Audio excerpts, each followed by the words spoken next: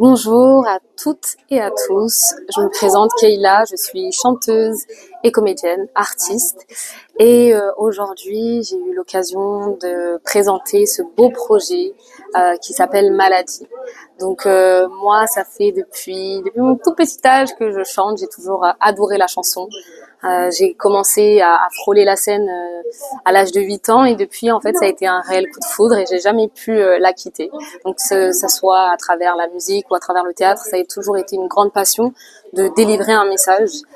Aujourd'hui le message il est de parler de ces personnes qui sont invisibles, ces personnes diabétiques parce que moi-même je suis diabétique de type 1 depuis bientôt 10 ans et quand on vit cette maladie, quand on est confronté chaque jour aux impacts de la maladie, c'est parfois difficile de se retrouver. C'est difficile déjà d'en parler parce que déjà dans nos cultures afrodescendantes, on a ce syndrome de vouloir montrer que tout va et que tout va aller. On a cet espoir-là, cette grande foi intérieure. Et malheureusement, des fois, ça peut devenir aussi un frein, un handicap que de ne pas se faire accompagner, que de ne pas mettre des mots sur nos peines, sur nos douleurs cachées et maquillées. À quel moment on a découvert ta maladie? J'ai découvert ma maladie juste après mon bac, donc c'était il y a de ça 10 ans. Je revenais d'un voyage et puis je devais célébrer mon bac en allant en boîte de nuit avec des amis, m'amuser. Et puis la réalité m'a frappée au nez et j'ai été appelée d'urgence à l'hôpital avec cette phrase que si je n'y allais pas tout de suite, je frôlais le coma. Donc ça a été un gros choc et la vie a pris un nouveau tournant à ce moment-là. Alors, comment s'est passé le tournage? Le tournage, c'était une expérience très intense parce que déjà, on l'a tourné sur 2 pays, entre les Comores et la Réunion.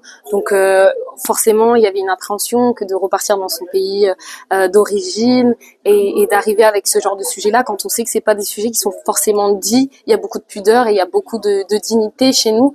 Et finalement, c'était comme si le peuple attendait que ça, comme si les gens attendaient cette ouverture-là. Donc, à la fois, moi, ça m'a reconstruit, et à la fois, ça a reconstruit d'autres personnes. C'était un échange.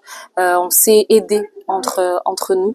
Et donc, c'était très, très, très riche. Ici, à La Réunion, on a été avec ADJ 974, l'association Le Bonheur, aux Comores avec l'ONG Santé Diabète. Donc, c'est des associations qui, au quotidien, elles portent ces sujets-là de diabète et aujourd'hui nous avec l'association K-Musique c'était ça notre objectif et nos ambitions c'était de porter ce projet-là et de ramener une visibilité autre par l'art.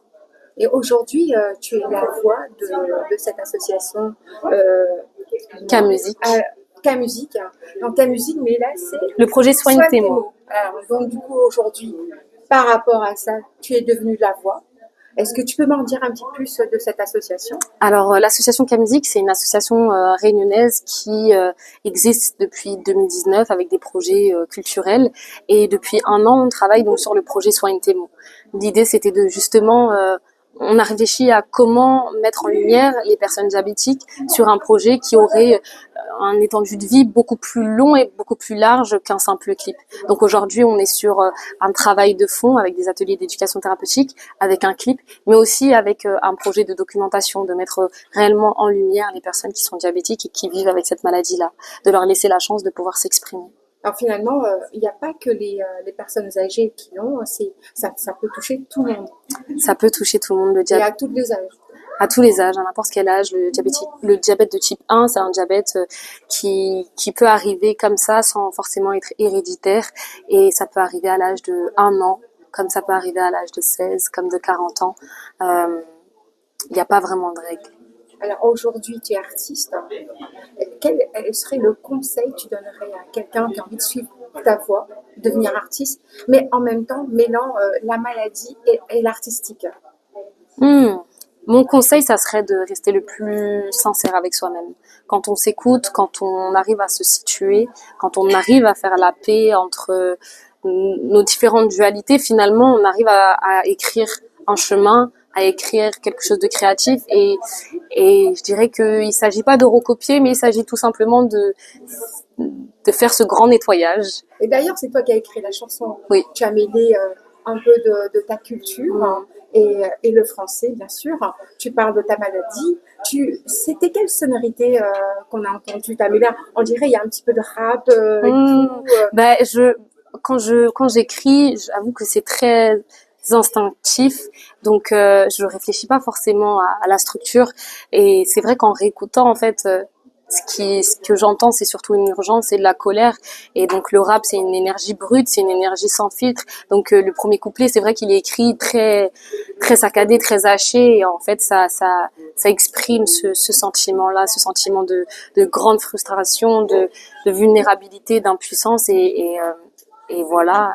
Je réfléchis pas forcément avant d'écrire. Et puis le refrain, c'est un refrain d'espoir où je dis marchons en paix et soignons nos plaies en comorien. Donc Mwendo wa amani ou Vonessa Marabi. Et c'est un souhait, une prière. Tu peux me chanter juste le refrain? Mwendo wa amani ou Vonessa Marabi. Mwendo wa amani ou Vonessa Marabi.